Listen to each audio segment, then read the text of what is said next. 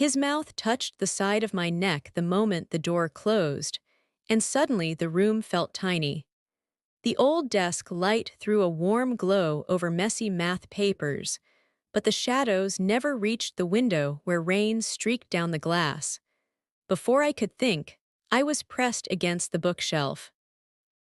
My breath caught somewhere between my chest and throat.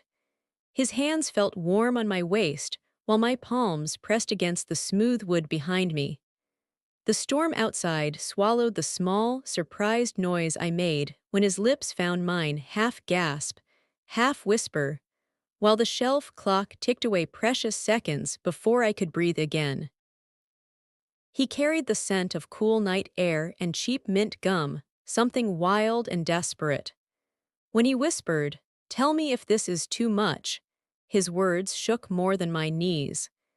Instead of stepping back, I lifted my chin higher, felt his body match mine until the edge of an unfinished equation pressed into my back through the scattered papers. Every move he made, I felt double, once on my skin, once in the knot of shame blooming hot and low inside me. "Keep going," I breathed, startled by how rough my voice sounded. He listened. One hand slipped under my sweater, fingers spreading across my stomach, warmth spreading outward until my breath caught in his mouth. His other hand gripped the shelf beside my head, knuckles white like he was holding the whole room steady while we both fought not to fall apart. By the time I realized we'd gone too far, I didn't want to turn back. I'm 43. He's 22, my closest friend's son, the young man who started helping me with numbers when I decided to finish the college degree I gave up for marriage, kids, and house payments. He was supposed to be safe, harmless. A bright smile in my kitchen on Tuesday nights, and a patient voice walking me through sample problems. Tonight wasn't Tuesday. Tonight I panicked about an online test due at midnight and texted him for help. "I'll come over," he wrote back. I told myself it was innocent. Then I put on makeup I never wear after dark and sprayed perfume on my collarbone like I was setting a trap for my own control. It worked perfectly. Now we're both caught. He pulls back just an inch, eyes searching mine for permission I can't believe I'm about to give. His breath dances across my cheeks. I notice everything at once: the scratch of his jacket zipper against my hip, distant thunder rumbling, the soft hum of the kitchen fridge down the hall, and the unmistakable pressure where his body urges mine to move, to open, to welcome something I should refuse. "Mrs. K," he starts, voice cracking. "Don't," I whisper. "Not that." My married name sounds wrong in his mouth. "Claire," he corrects, and hearing it sends heat straight to the ache coiled tight in my belly. My hands find the bottom of his shirt, fingertips brushing skin that's tight, warm, impossibly new. He shudders, forehead dropping to my shoulder, and I feel his heartbeat hammering against mine. The lamp flickers when lightning flashes bright enough to throw our shadows huge across the wall. For one breath, I see exactly what we are: a woman old enough to know better, a man young enough to think wanting is reason enough. "What are we doing?" he asks, voice rough. "Destroying something," I answer, though I don't know if I mean my friendship, his future, or the empty marriage waiting upstairs. Maybe all of it, maybe more. His fingers move higher, tracing along my ribs. I grip his shoulders, thumbs brushing the soft hair at his neck. We sway without meaning to, finding a slow rhythm that feels like confession turned into movement. My back arches off the shelf, wanting more. He answers with a low sound I feel more than hear, chest vibrating against mine. Guilt crashes over me, but desire won't let me drown. It lifts me, pins me between wood and heat, and the shocking truth that he wants me. Me, whose husband hasn't kissed her like this in years. Me, who dresses to hide soft places, who fills her days with errands so she doesn't have to measure the gap between what she dreamed of and what she settled for. His mouth moves to my jaw, slow but shaky like he can't decide if he's allowed to taste me. I turn my face, catch his lips again, answer for him. The kiss deepens wet, trembling, urgent, and I taste the mint, the storm, the reckless promise of youth colliding with middle-age hunger. Down the hall, a floorboard creaks, just the house settling, but we both freeze. His hand stops beneath my sweater. My heart slams once, twice before finding its rhythm again. The danger thrums in my ears. Anyone could drive by and see his car in our driveway. My husband could call. My friend, his mother, could text to check if he made it home safely in the rain. What would you do if the person who made you feel alive again was young enough to be your son's friend? The answer lives in the heat pooling low in my belly, in the way I spread my fingers across his back and pull him closer instead of pushing away. Lightning flashes again. He whispers, "Tell me to stop." I don't. I bite my lip, tasting copper, and nod once. Permission or surrender, I'm not sure. He lifts me, guiding me toward the couch covered with textbooks, moving with a gentleness that makes me tremble more than any roughness could. When he lays me down, the leather sighs beneath us, and I feel every inch of space closing until there's no room left for common sense. His weight settles carefully, and I arch to meet him. Our breaths mix uneven, desperate. When he presses closer, I feel all of him, the impossible newness of him, and a sound escapes my throat that I've never made for anyone. We move slowly, finding a rhythm that hurts just enough to prove it's real. Every shift, every inch brings a gasp, a whispered name, a muffled moan buried in his shoulder. My fingers curl in his hair. His hand slides beneath me, lifting, guiding, teaching my body to remember something it thought it had forgotten. Outside, rain drums harder against the window, as if the storm wants in on our secret. Inside, we cling to each other like the night might tear us apart if we let go. And somewhere in the heat and hush, I realize the line I swore I'd never cross is gone. Erased, replaced by his breath against my ear, by my name on his tongue, by the tremor in my thighs. When he pushes just a little deeper, a little slower, I break beneath him and forget the cost for one shuddering, stolen moment. When it's over, neither of us moves. His heartbeat thuds against my chest, matching mine. Our clothes are half on, half off. Our sanity the same. He lifts his head, eyes wide with something like wonder and terror mixed together. I smooth a shaking hand along his jaw. "We can't stay here," I whisper. But neither of us reaches for clothes. Neither of us checks the window. We just breathe each other in, shutting out the world for 1 minute more. And deep inside, I know this isn't a mistake I'll fix tomorrow. It's the start of something I might not survive and can't live without. Before we go deeper, do me a favor, hit that like and subscribe button. These stories aren't for everyone, but if you've made it this far, you understand. The more you watch them completely, the more the platform shows them to others who feel the same way, and that means more stories coming your way. Let's continue. Friday mornings always begin the same way. I'm awake before 6, tiptoeing downstairs so the coffee maker won't wake anyone. The house feels empty at that hour, just the hum of appliances, the tick of the wall clock, and the soft groan of floorboards remembering busier times.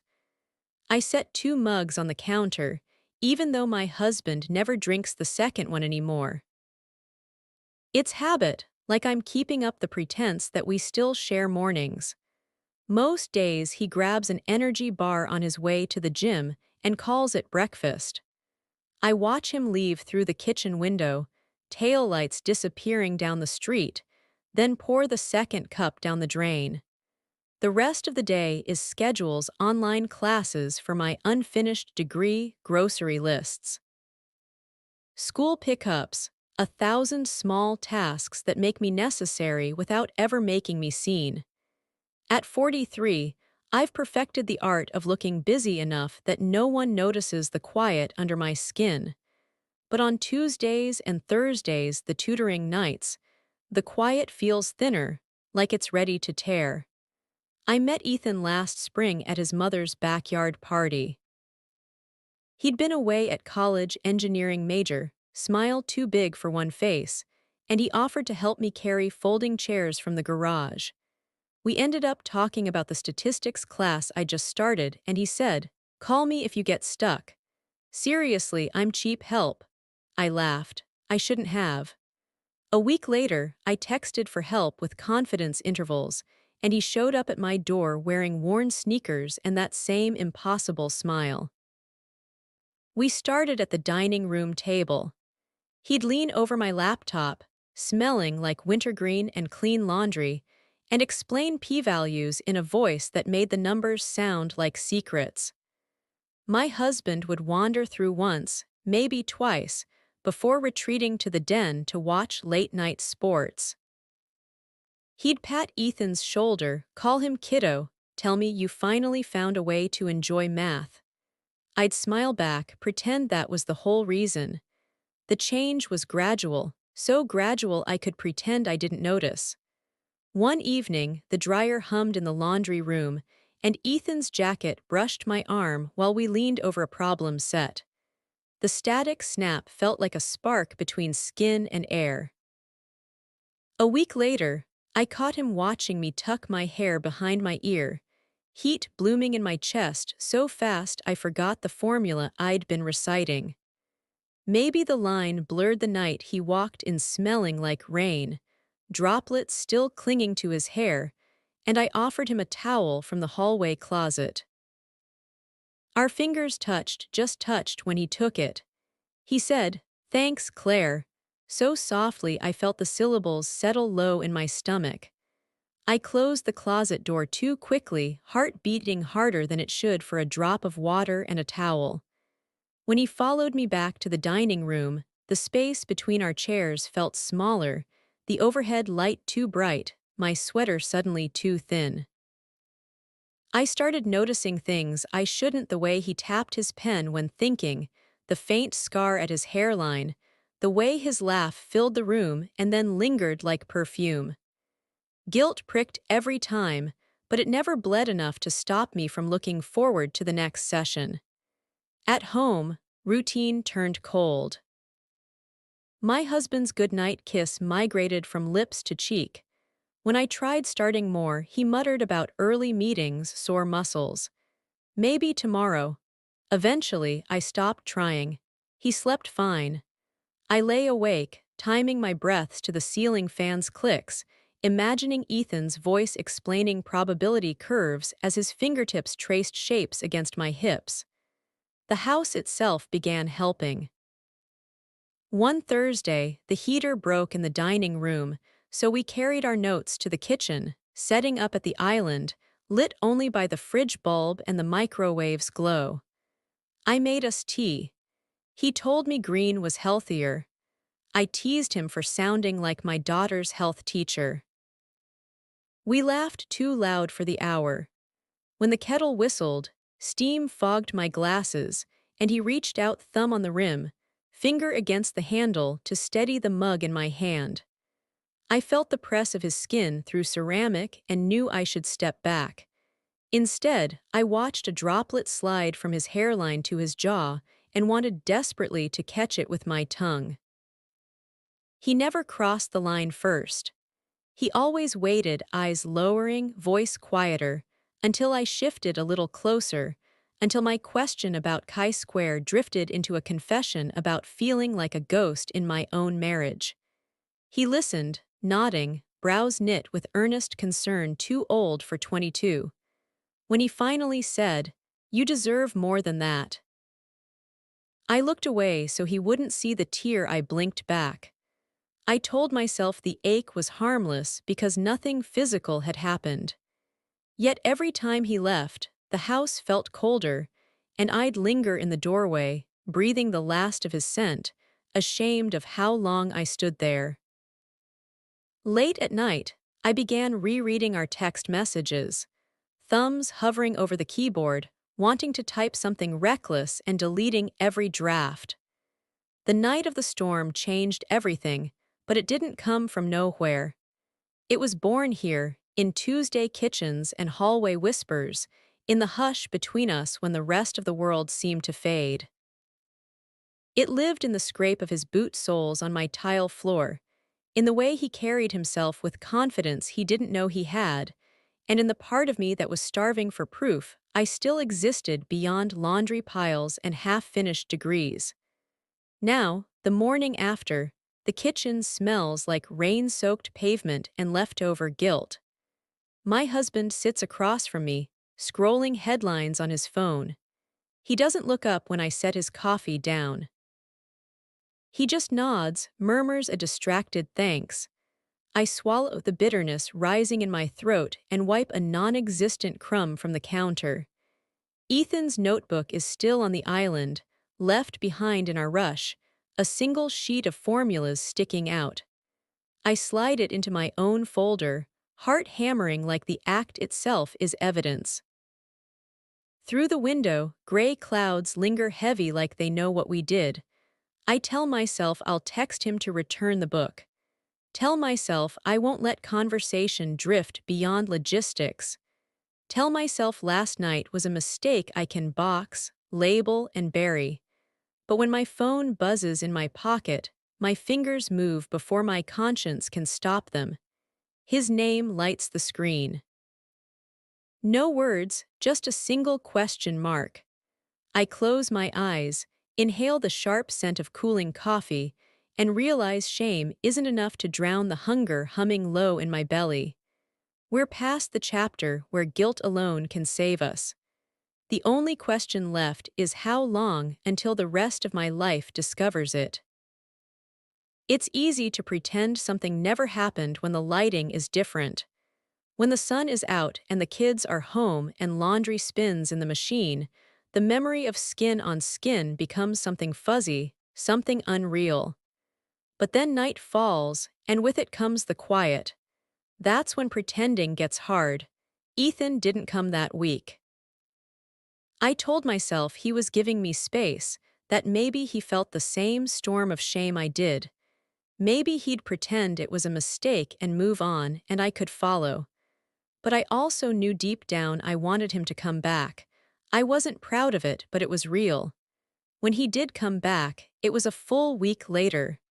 The air felt wrong even before I opened the door. My stomach tightened at the sound of his knock, just once, low and quiet. When I pulled it open, he stood there like nothing had changed. "Hey," he said. "I figured we could finish the chapter you skipped." I should have said no, or closed the door, or told him we couldn't do this again. But instead, I stepped aside. "You left your notes," I murmured. He smiled small, barely there, and walked in. He didn't touch me, didn't even brush against me, but the distance between us now buzzed. Everything we didn't say sat on the kitchen counter between our laptops. We tried to work. I asked questions I already knew the answers to. He explained slowly, voice softer than usual, like he was afraid of startling something fragile. Every now and then, I'd catch him looking, not staring, just glancing at my mouth, my hands, my neckline. I wore a sweatshirt, no makeup, hair still damp from a too-long shower. And still, he looked at me like I was something worth waiting for. Halfway through the session, I reached for a pen and dropped it. He bent at the same time I did, and our shoulders collided underneath the island. The contact was brief, bare skin on cotton, but it sent a jolt straight through me. I laughed to cover it. "Guess I forgot how to bend down." He chuckled, but there was something strained behind it. "Guess I should have let you grab it." I held the pen too tightly when I sat up. He leaned away, but his knee stayed close to mine, almost touching, like we both forgot how far we used to sit from each other. Eventually, the words in the textbook stopped making sense. My eyes scanned equations I couldn't process, not with the heat rising under my skin.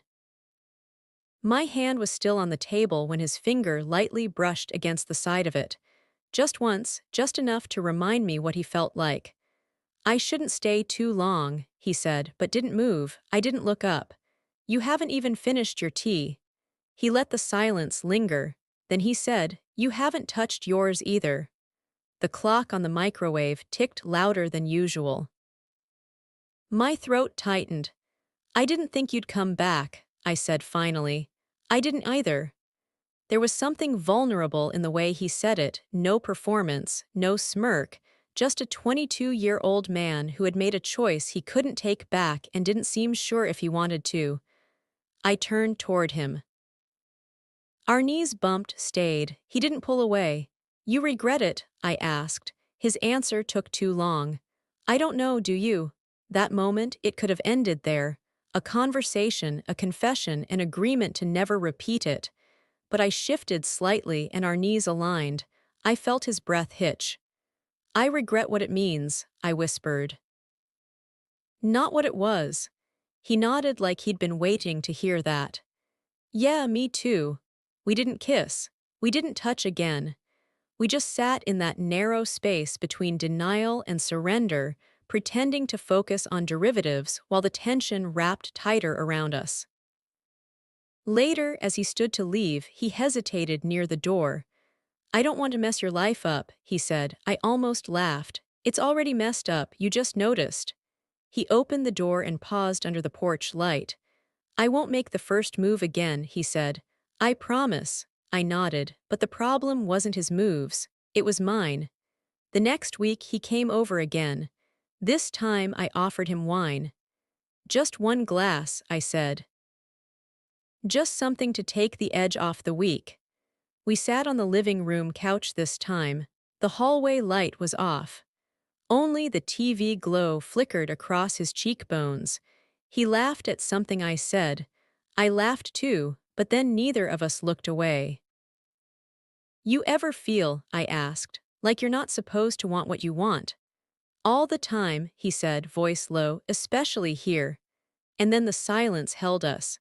He didn't touch me that night, but the way we lingered after every goodbye, every pause before the door, every inhale before a sentence, we were already kissing in every space but literal. I went to bed that night and dreamed of nothing but the shape of his breath beside me.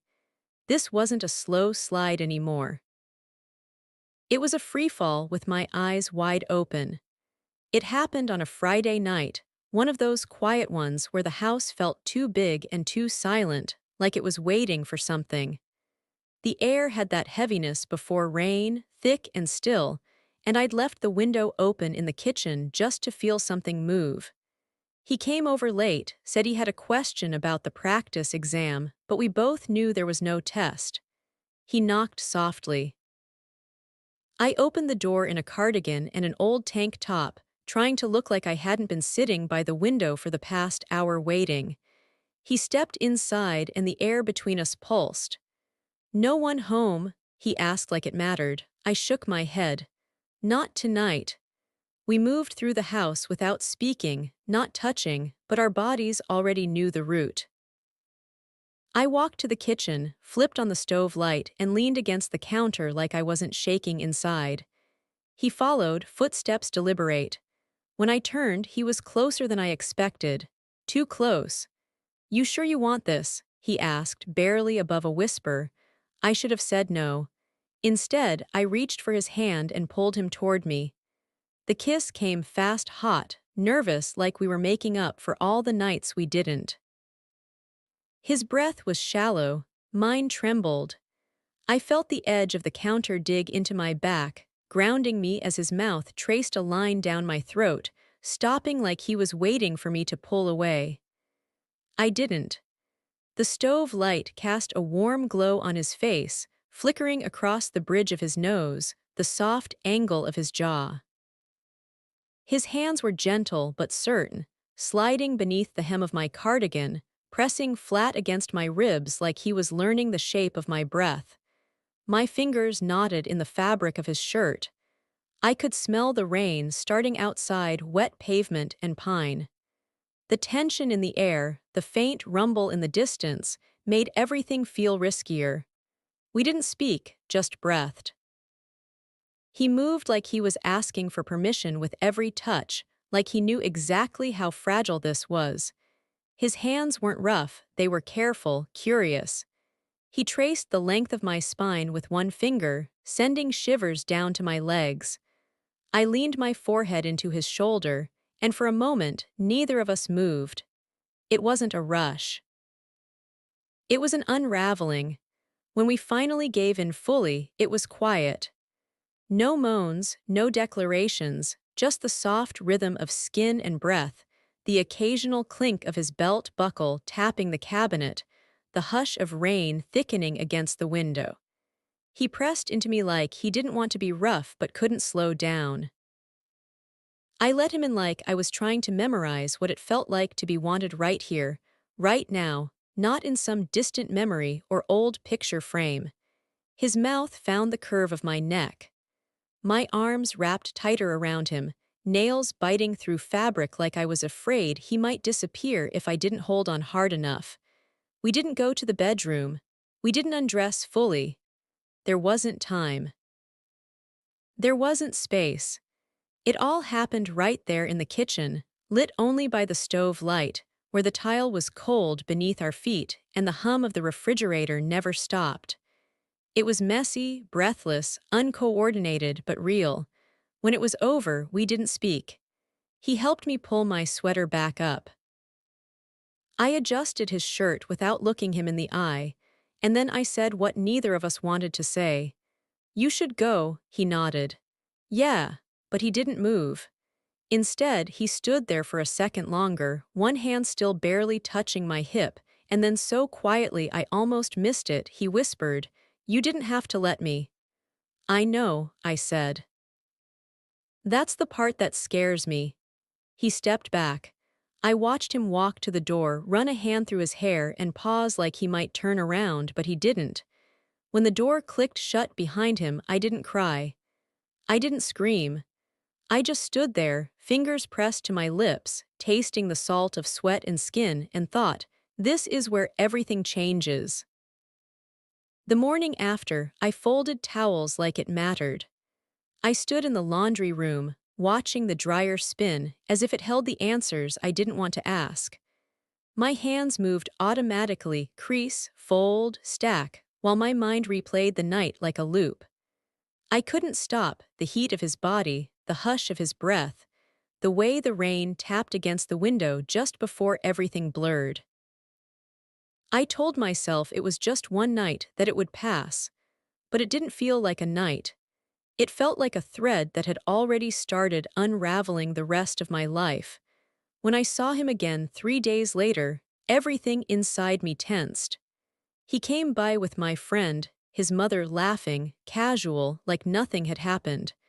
And maybe nothing had in his world. Maybe it was just an impulsive moment to him, something he'd already pushed into the shadows, but not for me. He didn't look at me directly, but he didn't avoid me either. He was just present like a bomb in a room that everyone ignored because it hadn't gone off yet. At dinner, I spilled water on my lap. No one noticed except him.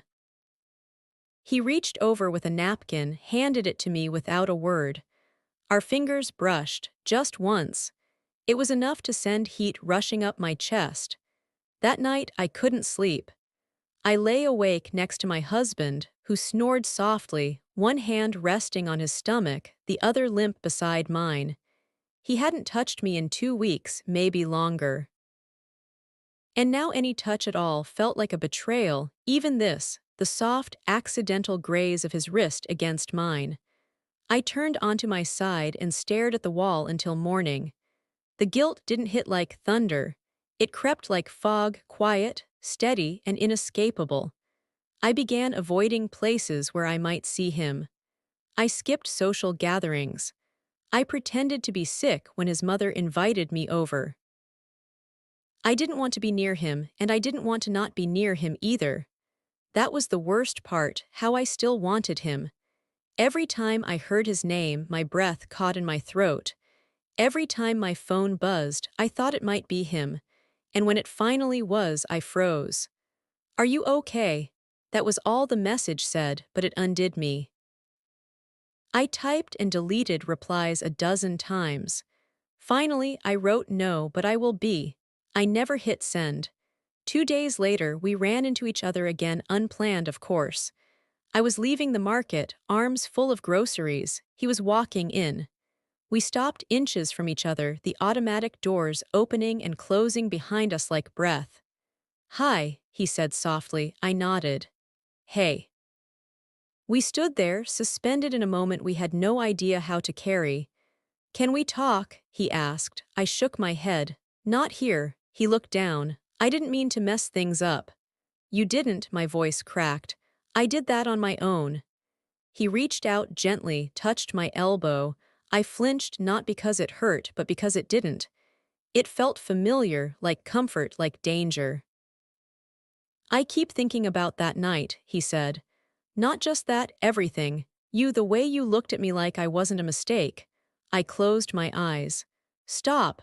I can't, he whispered. Can you?